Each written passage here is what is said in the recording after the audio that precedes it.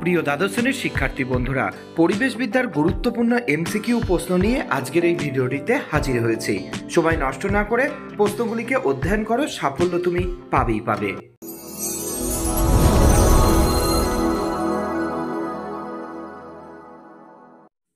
আজকের প্রথম প্রশ্ন, ভারতের একটি লুপ্ত প্রজাতির নাম কি? প্রশ্নটি গুরুত্বপূর্ণ, প্রশ্নের উত্তর চিতা। দ্বিতীয় প্রশ্নটি, ভারতে বন্যপ্রাণী সংরক্ষণ আইনটি কবে জারি করা হয়? প্রশ্নটি গুরুত্বপূর্ণ, প্রশ্নের উত্তর 1972 খ্রিস্টাব্দে। পরের প্রশ্নটি, নীলগিরি জীবমণ্ডল সংরক্ষিত এলাকা কোথায় অবস্থিত? প্রশ্নের উত্তরটি কর্ণাটকের বনাঞ্চলে অবস্থিত। পরের গুরুত্বপূর্ণ প্রশ্নটি, লুপ্ত প্রজাতি কাকে বলে? প্রশ্নের উত্তরটি যে প্রজাতিটিকে গত 50 বছরে নির্দিষ্টভাবে দেখা যায়নি তাকে লুপ্ত প্রজাতি বলে। 5 নম্বর দাগের প্রশ্নটি, ভারতে বিপন্ন স্তন্যপায়ী প্রাণী প্রজাতির সংখ্যা কত? প্রশ্নের উত্তরটি 39। পরবর্তী প্রশ্নটি, আবাসস্থলের বৈচিত্র্য কথাটির সমর্থক কি? প্রশ্নের উত্তরটি বাস্তুতান্ত্রিক বৈচিত্র্য। পরের গুরুত্বপূর্ণ প্রশ্নটি, ভারতে জীব বৈচিত্র্য বিনাশের একটি কারণ লেখো। প্রশ্নের উত্তরটি অপরিকল্পিত উন্নয়ন। পরের প্রশ্নটি, একটি স্থানিক সংরক্ষণের উদাহরণ দাও। প্রশ্নটি গুরুত্বপূর্ণ, প্রশ্নের উত্তর সুন্দরবন ব্যাঘ্র প্রকল্প। পরের প্রশ্নটি, জীব বৈচিত্র্য সমৃদ্ধ একটি দেশের নাম লেখো। এই প্রশ্নটিও গুরুত্বপূর্ণ, প্রশ্নের উত্তর ব্রাজিল। 10 নম্বর দাগের গুরুত্বপূর্ণ প্রশ্নটি, বসুন্ধরা বৈঠক কবে অনুষ্ঠিত হয়েছিল? প্রশ্নের উত্তরটি 1992 খ্রিস্টাব্দে। পরের প্রশ্নটি, বট গাছের বিজ্ঞানসম্মত নাম কি? প্রশ্নের উত্তরটি ফিকাস বেঙ্গালেন্সিস। পরবর্তী প্রশ্নটি, মেঘালয় রাজ্যে অবস্থিত জীবমণ্ডল সংরক্ষিত এলাকাটির নাম কি? প্রশ্নটি গুরুত্বপূর্ণ, প্রশ্নের উত্তরটি নকরেক। পরের প্রশ্নটি, তামিলনাড়ু রাজ্যে অবস্থিত জৈবমণ্ডল সংরক্ষিত এলাকার নাম কি? প্রশ্নটি গুরুত্বপূর্ণ, প্রশ্নের উত্তর মান্নান উপসাগর।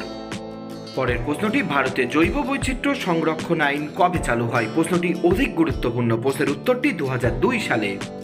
15 নম্বর দাগের প্রশ্নটি, সামুদ্রিক কচ্ছপ মেরুদণ্ডী প্রাণীর কোন গোষ্ঠীর অন্তর্ভুক্ত? প্রশ্নের উত্তরটি সরীসৃপ। পরবর্তী প্রশ্নটি, কোনটিকে জীবিত জীবাশ্ম বলা হয়? প্রশ্নটি গুরুত্বপূর্ণ, প্রশ্নের উত্তর লিমুলাস।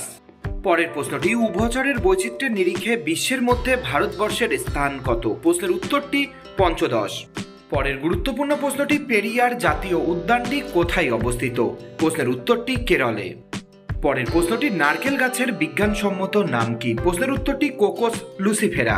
20 নম্বর দাগের প্রশ্নটি, পশ্চিমবঙ্গের সুন্দরবন কি জাতীয় অরণ্য? প্রশ্নের উত্তরটি হয়ে যাবে ম্যানগ্রোভ অরণ্য। পরবর্তী প্রশ্নটি, ভয়াবহ ভোপাল গ্যাস বিপর্যয় কত খ্রিস্টাব্দে ঘটেছিল? প্রশ্নটি গুরুত্বপূর্ণ, প্রশ্নের উত্তর 1984 খ্রিস্টাব্দে। পরের প্রশ্নটি, একটি শান্ত এলাকার দিনের বেলায় শব্দ মাত্রার সর্বাধিক অনুমোদিত মাত্রা কত? প্রশ্নটি গুরুত্বপূর্ণ, প্রশ্নের উত্তর 50 ডেসিবেল। পরের প্রশ্নটি, বৃক্ষের কোন অংশটি ধূলিকণা রোধে সবচেয়ে বেশি সাহায্য করে? প্রশ্নের উত্তর পাতা। প্রিয় দ্বাদশ শ্রেণীর শিক্ষার্থী বন্ধুরা, দ্বাদশ শ্রেণীর সমস্ত বিষয়ে note, suggestion, last minute suggestion পাওয়ার জন্য অবশ্যই আমাদের চ্যানেলটিকে সাবস্ক্রাইব করে আমাদের সাথে যুক্ত হও। ভিডিওটি তোমাদের কেমন লাগছে সেটি কিন্তু জানাতে একদমই ভুলো না। পরের প্রশ্নটি, রামসার কনভেনশন কবে সম্পন্ন হয়? প্রশ্নটি গুরুত্বপূর্ণ, প্রশ্নের উত্তরটি 1971 খ্রিস্টাব্দে। পরের প্রশ্নটি, রাচেল কারসন তার সাইলেন্ট স্প্রিং গ্রন্থে কি দেখিয়েছেন? প্রশ্নের উত্তরটি ডিডিটির জীব বিষক্রিয়া। পরের প্রশ্নটি, IS 10500 অনুযায়ী পানীয় জলের পিএইচ এর অনুমোদিত সীমা কত? প্রশ্নের উত্তরটি 6.5 থেকে 8.5। পরের প্রশ্নটি, BOD শব্দটি কোন দূষণের সঙ্গে যুক্ত? প্রশ্নটি গুরুত্বপূর্ণ, প্রশ্নের উত্তরটি জল দূষণ। 30 নম্বর দাগের প্রশ্নটি, কালো মাটি কোথায় দেখতে পাওয়া যায়? প্রশ্নের উত্তরটি আগ্নেয়গিরির মুখে। প্রশ্নটি গুরুত্বপূর্ণ। চলে যাচ্ছে পরবর্তী প্রশ্নে, পশ্চিমবঙ্গের কোন জেলায় যৌথ বন পরিচালন ব্যবস্থা প্রথম শুরু হয়? প্রশ্নের উত্তরটি পশ্চিম মেদিনীপুরে। পরের গুরুত্বপূর্ণ প্রশ্নটি, ইউডিফিকেশন শব্দটি কোন প্রকার দূষণের সঙ্গে যুক্ত? প্রশ্নের উত্তরটি জল দূষণ। 33 নম্বর দাগের প্রশ্নটি, বিশ্বের মধ্যে কোন নদী সবচেয়ে বেশি জল বহন করে? প্রশ্নের উত্তর আমাজন নদী। পরের প্রশ্নটি, শব্দের তীব্রতার সূচকের এককের নাম কি? প্রশ্নটি গুরুত্বপূর্ণ, প্রশ্নের উত্তর ডেসিবেল। 35 নম্বর দাগের প্রশ্নটি, ভারতে পরিবেশ রক্ষা আইনটি কবে জারি করা হয়? প্রশ্নের উত্তর 1986 খ্রিস্টাব্দে। প্রশ্নটি গুরুত্বপূর্ণ। পরবর্তী প্রশ্নটি, বিস্ফোরণের বিপদসংকুল পদার্থকে কি বলে? প্রশ্নের উত্তরটি তেজস্ক্রিয় পদার্থ। পরের প্রশ্নটি ডিটারজেন্টের কোন রাসায়নিক সবচেয়ে বেশি জল দূষণ ঘটায়? প্রশ্নটি গুরুত্বপূর্ণ, প্রশ্নের উত্তর ফসফেট। পরের প্রশ্নটি ইউটিফিকেশন হলে কি হয়? প্রশ্নের উত্তরটি উদ্ভিদের সংখ্যা বাড়ে যদিও প্রাণীর সংখ্যা কমে। পরের প্রশ্নটি একটি শিল্পাঞ্চলে বাতাসে শোষণযোগ্য ভাসমান ধূলিকণার অনুমোদিত ঘনত্বের বাৎসরিক গড় কত? প্রশ্নটি গুরুত্বপূর্ণ, প্রশ্নের উত্তরটি 120 মাইক্রোগ্রাম পার ঘনমিটার।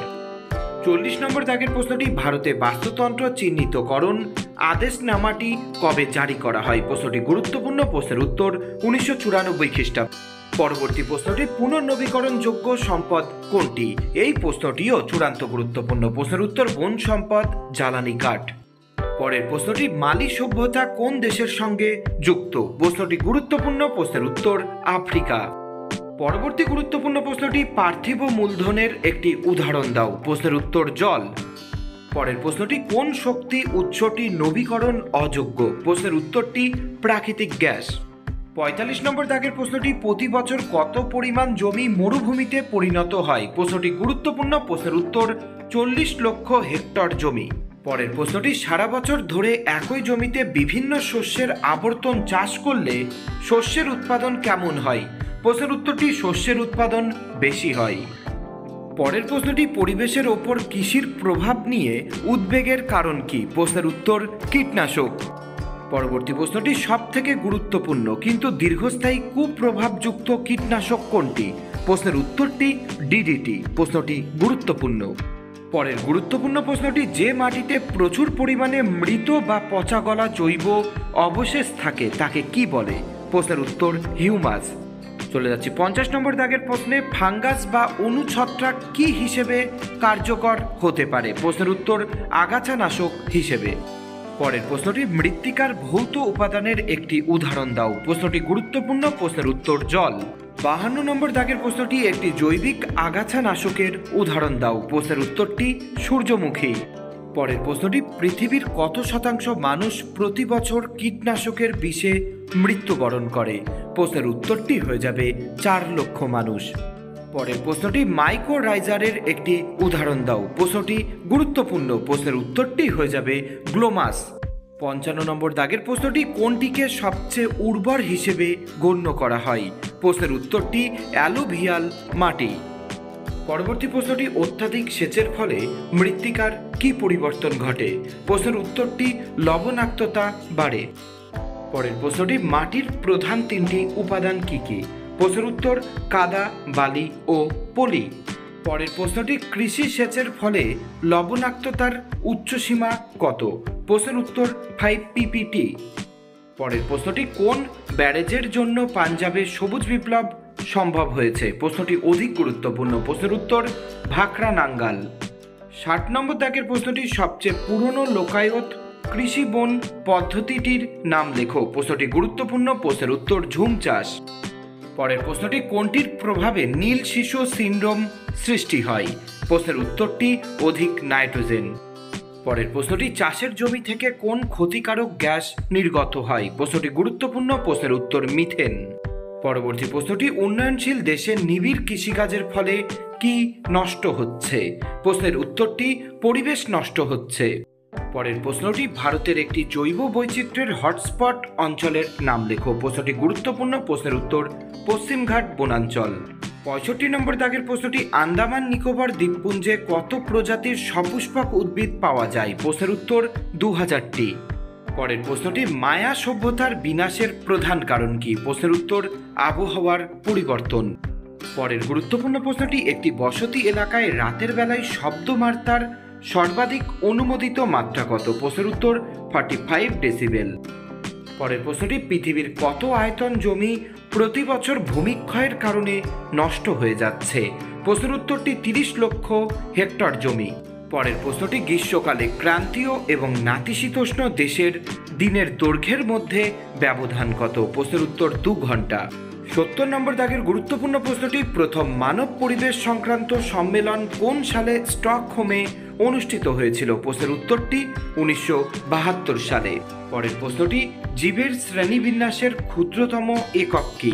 প্রশ্নটি গুরুত্বপূর্ণ, প্রশ্নের উত্তর প্রজাতি। পরের প্রশ্নটি জৈব বৈচিত্র্য শব্দটি কে প্রথম চালু করেছিলেন? প্রশ্নটি গুরুত্বপূর্ণ। প্রশ্নের উত্তর ওয়াল্টার জি রোজেন। পরের প্রশ্নটি ভারতীয় বন আইন কোন সালে প্রণয়ন করা হয়েছিল? প্রশ্নটি গুরুত্বপূর্ণ। প্রশ্নের উত্তর 1927 সালে।